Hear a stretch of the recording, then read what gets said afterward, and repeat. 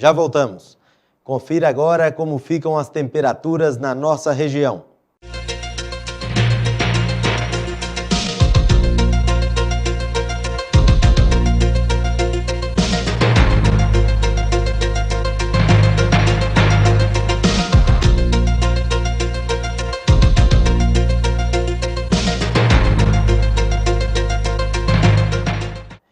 E agora esporte.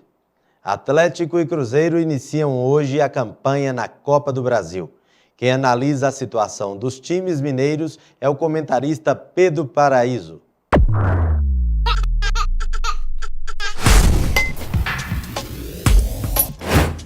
Hoje é dia de mata-mata, hoje é dia de apreensão, hoje é dia que Cruzeiro e Atlético estreiam na Copa do Brasil. O Atlético recebe o Santos no Independência e o Cruzeiro vai até o Maracanã visitar o Fluminense. Pelo lado do Atlético, um confronto muito complicado, um confronto bem difícil contra a equipe santista.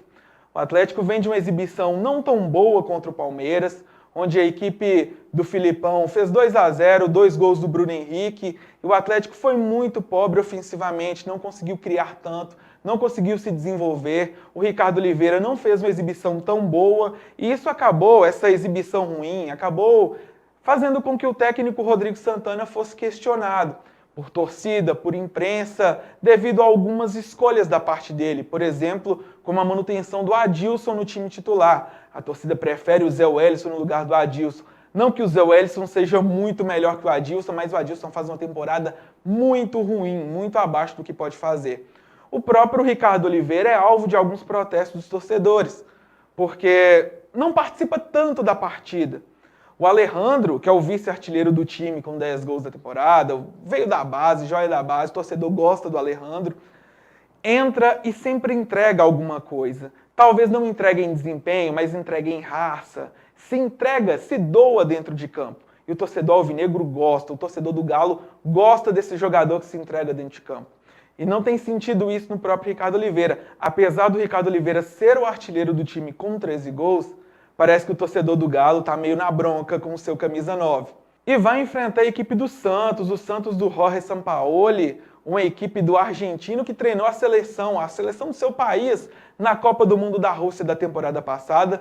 Não foi bem, acabou meio queimado no mercado e veio para o Brasil assumir o Santos. Assumiu uma bronca que é a equipe do Santos, porque a equipe tem um elenco muito ruim.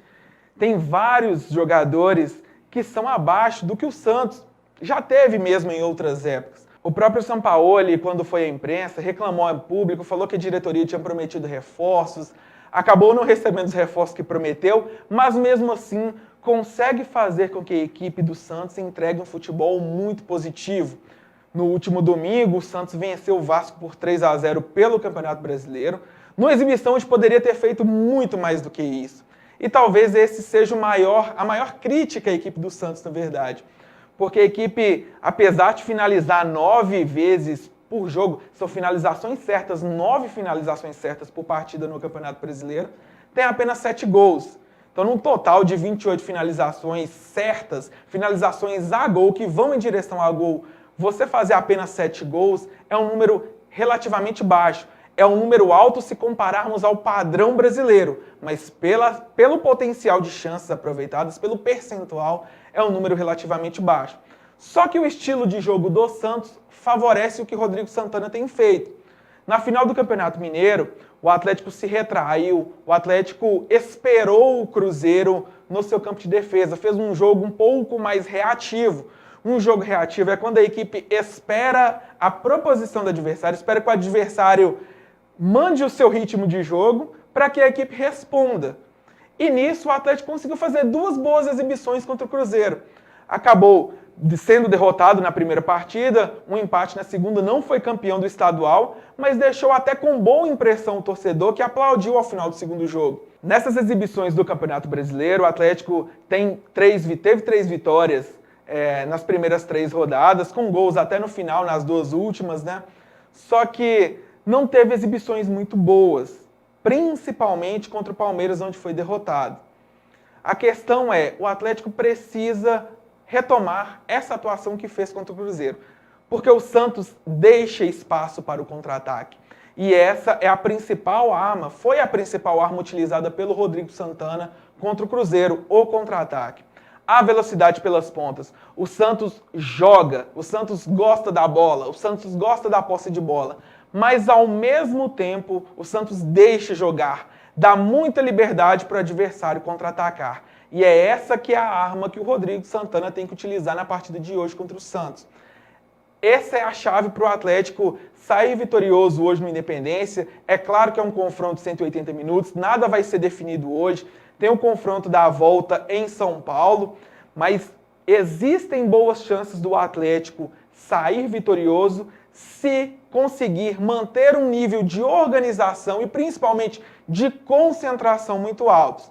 Porque a equipe do Santos não precisa de muito espaço para fazer o seu jogo. Então, o nível de concentração tem que estar alto, os laterais têm que estar ligados o tempo todo com os pontas adversários, os zagueiros têm que ficar muito atentos com a velocidade do ataque santista. Existe a possibilidade do Atlético vencer, sim. O Atlético precisa de um nível de concentração muito grande para derrotar a equipe do Sampaoli, para derrotar a equipe do Santos nessa noite no Independência. Já o Cruzeiro enfrenta o Fluminense no Maracanã. E a gente precisa saber qual Cruzeiro vai enfrentar o Fluminense. Se é o Cruzeiro dos últimos 5 jogos da temporada, ou se é o Cruzeiro tão acostumado aos mata-matas, bicampeão da Copa do Brasil. O Cruzeiro das temporadas 2017 e 2018, em jogos onde, entre aspas, não havia tanta importância, é claro que o Campeonato Brasileiro é importante, mas para a direção celeste, as competições em mata-mata sempre foram a prioridade. O Cruzeiro entrava de uma forma diferente. Tinha um Cruzeiro que entrava desligado em alguns jogos do Campeonato Brasileiro, não resolvia a partida no início do jogo, tentava segurar aquele jogo meio modorrento, aquele jogo meio lento. E tinha o Cruzeiro da Copa do Brasil, ligado, concentrado, um Cruzeiro esperto para aproveitar as oportunidades que teve. No ano passado, na semifinal contra o Palmeiras, por exemplo, teve uma finalização a gol durante todo o jogo no Allianz Parque e conseguiu voltar com a vitória de 1-0 por causa do nível da exibição defensiva, o nível de concentração muito alta que a equipe tinha, só que no Brasileiro não conseguia desempenhar o mesmo papel. E aí é que tá. O Cruzeiro das últimas rodadas, ele tirou o pé de propósito ou foi uma queda real de desempenho da equipe nessas últimas partidas? Eu acredito que o Cruzeiro tenha condições de enfrentar o Fluminense. O Cruzeiro é favorito contra o Fluminense, diferentemente do Atlético e Santos, que é um jogo mais equilibrado. Eu considero o Cruzeiro bem favorito contra a equipe do Fluminense. Apesar de o Fluminense vir de 4 derrotas nas últimas 5 partidas, a equipe deles não é tão ruim quanto se pensa assim, não. O time do Fluminense tem feito boas exibições, sim. Os resultados, é claro, não são bons, mas recentemente virou uma partida heróica contra o Grêmio, saiu de um 3-0, virou o jogo para 4-3, no final do jogo venceu a partida por 5-4, uma das melhores partidas do futebol nacional nos últimos anos e proporcionado muito pela velocidade do Johnny Gonzalez, um atacante muito rápido, joga pelo lado esquerdo, tem 10 gols nessa temporada, 2 assistências, boas exibições, então o Cruzeiro tem que tomar cuidado com esse jogador, mas precisa, primeiramente, ser o Cruzeiro dos mata-matas. Não pode ser o Cruzeiro que disputou essa última rodada contra o Emelec, não pode ser o Cruzeiro que disputou essas últimas 4 rodadas do Campeonato Brasileiro. O Mano Menezes tem um trabalho para consertar o sistema defensivo. Acredito que a volta de Robinho vai melhorar esse sistema ofensivo. O Robinho foi poupado nesses últimos jogos devido a um desgaste muscular, não estava 100% para enfrentar essa maratona de jogos. Acredito que a volta dele vai ser importantíssima para auxiliar o Rodriguinho na criação. Marquinhos Gabriel é outro que saiu do departamento médico, mas não acredito que ele tenha condições de jogo. Eu acho que, apesar de ele ter condições, né, apesar de ele estar treinando com o grupo, na verdade, Marquinhos Gabriel vem de um longo tempo de paragem. Não sei se para o time titular, talvez como opção para o banco, mas ele era uma excelente válvula de escape do Cruzeiro e a queda de desempenho vem justamente quando nem Marquinhos Gabriel, nem Robinho estão no time titular. O Cruzeiro precisa melhorar o seu sistema defensivo, o Cruzeiro precisa melhorar o seu sistema defensivo, o Cruzeiro precisa melhorar a sua transição, porque o Fluminense é um time que também, junto com o Santos, gosta muito da bola. O Fernando Diniz tem implantado um sistema na equipe carioca, onde a equipe tem posse de bola, saída de jogo, sai tocando do goleiro, da zaga, do meio-campo, evita dar chutão. É um futebol muito vistoso, que às vezes é visto como um futebol vistoso, mas que não traz muitas vitórias.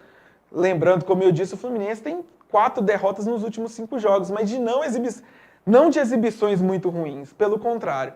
Contra o Botafogo no último domingo, por exemplo, teve mais de 60% de posse de bola, teve o dobro de finalizações, mas num contragolpe o Botafogo conseguiu definir o jogo e venceu o Fluminense por 1-0.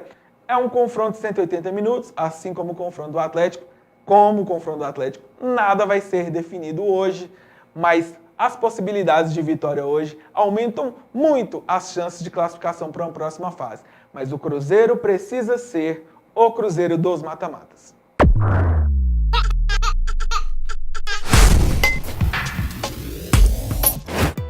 E no próximo bloco, Câmara Mirim toma posse em Montes Claros.